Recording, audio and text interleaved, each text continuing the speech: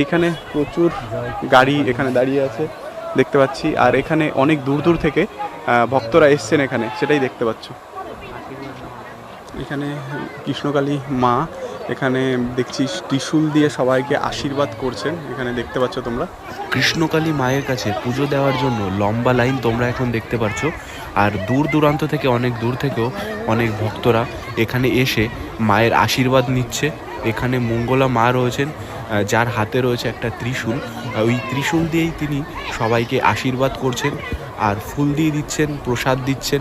এই মন্দিরটা সোমবার বাদ দিয়ে বাকি সব দিনই খোলা থাকে এবং মঙ্গলা মা ওই 10টা-11টার দিকে আসেন, এসে এখানে মন্দিরটা খুলে তারপর কিন্তু ভক্তদের পুজো দেওয়ার সুযোগ করে দেন।